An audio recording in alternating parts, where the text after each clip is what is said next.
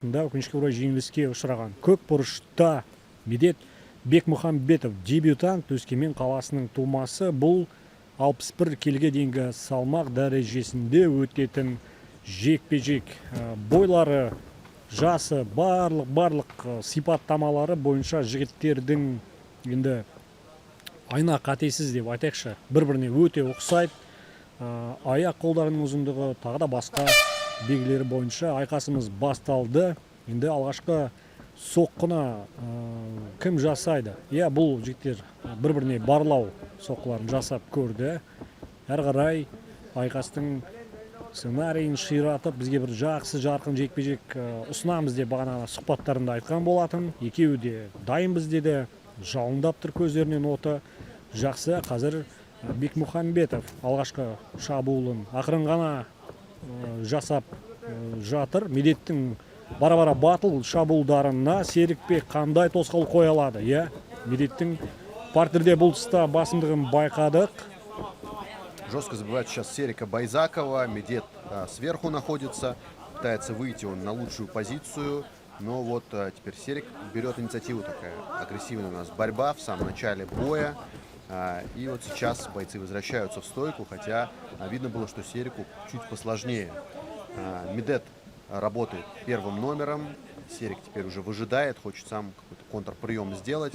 Но сейчас именно активность на стороне Медета и, собственно, центр клетки тоже за ним. Пинают друг друга соперники, и вот теперь смотрим дальше развязку. Бірінші жекпе-жекпен салыстырғанда бұл жерде әртүрлі бағытталып жатқан соққыларды да көрдік. Міне Медет жасаған бір қимыл, батылдық. Көбінесе Бекмұхамбетов қолын төмен түсіріп, қазір қараңыздаршы, кинодағыдай әдемі соққыны ұсынды бізге Бекмұхамбетов. Енді меніңше бұл азаматтың жалпы базасы осы бокс пекен, сол бір үлгіде, сол мектептен тәлім алған сыңайлы. Бізден өкінішке орай ақпарат жоқ. Дегенмен қазір енді айқас барысында қолын төмен түсіріп тастап, ары-бері ойқастап жүріп, Серікбек Байзақовты біраз әуреге салайын деп тұрған сыңайлы аталмыш жауынгер. Байзақовтың соққысы жақсы. Жігіттердің енді соққыны көре алу жағынан жақсы баға беруге болады.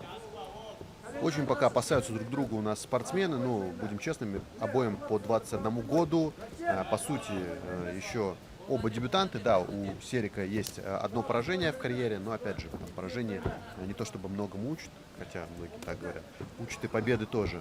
Поэтому много чего по воздуху, что от Медета, что от Серика, но ребята что-то высматривают, наверное, пытаются понять свою дистанцию. Я думаю, когда ее почувствуют, уже не будут так друг друга бояться своих ударов.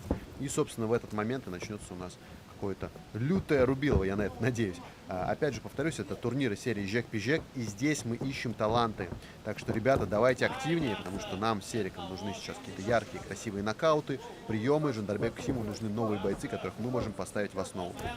Өте келісемін, таланттар, таптырмай жүрген таланттар үшін шығатын алаң найза жекпе-жек. Қазір міне айқасымыздың ширай бастағанын көрдік. Серікбек Байзақов барынша батыл шабуылдауға көшті. Аяқпен де, қолмен де, әртүрлі мәнерде соққыларын бағыттауда. Оның жанында Медет көбінесе лоу-кик соққыларын, бұдан кейін міне аяққа қарай өтті. Бағанағындай. Ой, неплохая была сейчас подсечка от Серика. Бірақ сәтсіздеу болды. Его забирает спину, и пока что Медет, да, забирает гард. Не хватает опыта обоим, конечно, вот вижу прям даже со своей комментаторской позиции много таких именно молодых ошибок у ребят, но только в боях, собственно, эти ошибки и превращаются в опыт. Сейчас Серик находится сверху, пытается улучшить свою позицию, обходит ноги, но Медет, наоборот, не пропускает через свой гард своего соперника и пока что отзащищался от всех попыток. Ой, два неплохих локтя. Жақсы, қазір Серіктің тарапынан гардта енді жақсылап орналасылғаннан кейін Байзақов өзінің қарсыласының бел тұсынан орап алғаннан кейін де әрі қарай қауіпті соққыларын бірнеше мәрте бағыттады.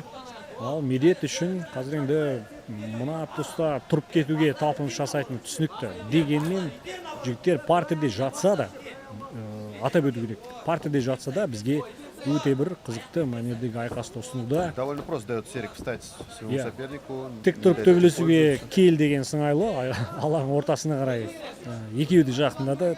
Демек жігіттер бір қоян қолтық нағыз ұрысты салайын деп тұрған сыңайлы. Уақыт жетсе әрине бірінші раундтың. Да, заканчивается первый раунд, буквально пару секунд остается до его конца, и заканчивается он на такой яростной атаке от Серика. Сложно сейчас выбрать бойца, который лучше смотрелся, но, наверное, за счет как раз последних каких-то событий Серик был более активный, больше пытался нанести урона, но вот есть такое ощущение, что оба присматривались и чего-то нам приготовили ко второму раунду, потому что такой был довольно блеклый все-таки у нас первый раунд, но опять же... Енді бұл пікірмен аса бір келісе бермеймін, өйткені бұл азаматтардың бағанағы Бекзат Қанатбек пен Ержан Мусиннің арасындағы жекпе-жекке қарағанда бірінші раунд әлде қайда қызықты. Жігіттердің аяғалысы жақсы, міне қандай қауіпті соққылар және жігіттердің таймингі өте жақсы деңгейде деп айтуға болады, екеуінің де. Және мына раундтың соңындағы аласапыран бір текетіресте біз екінші раундқа жігіттер күштерін сақтап қала алғандығын көрдік. Яғни енді қазір Серик пен Медеттің арасындағы жекпе-жек екінші раундта бір өзінің логикалық бәлкім нүктесіне де келіп жетер. Қызықты айқас күтетін боламыз. Ну вот в повторе показали два вот этих вот локтя, которые мы отметили с Сериком тоже во время первого раунда. Наверное, они были определяющие на судейских записках. Начинается у нас второй раунд. Медет Бехмухамбетов в синем тейпе и фиолетовых шортах. И Серик Байзаков в желтых шортах и красных тейпах на перчатках. Міне айқасымыз басталды. Бекмухамбетов өзінің алғашқы соққысын жасаған еді. Серікбек бірден жауап берді. Тағы да жігіттер тік тұрып ұрыс салуға бел шешкен сыңайлы. Жақсы қазір міне. Бекмухамбетов қазір Земен Серик Коленом тоже қалай. довольно двумя жесткими ударами Серик. Міне айтып алып жүрген шардақ жанкелер осындай Попадание тамаша от Медета еще одно прям. жойқын Тряханул айқастың. Серика, Иә, тряханул. жойқын айқастың бір несін көрдік. Сидит в маунте. Видно было, что Медет был не готов к борьбе в первом раунде, а вот так вот сидеть в маунте и забивать своего соперника, это он с удовольствием делает. Вот, кстати, отвечает он за те локти в первом раунде. Еще один локоть прямо в ухо. Жестко забивает своего соперника Серика. Серик Ой, кровь басын бұғып пошла уже. қорғануға мәжбүр, бірақ енді осы тұста Бекмухамбетов батыл соққыларымен қарсыласын көз аштырмай қазір жаңбырдай жалбырып жатыр.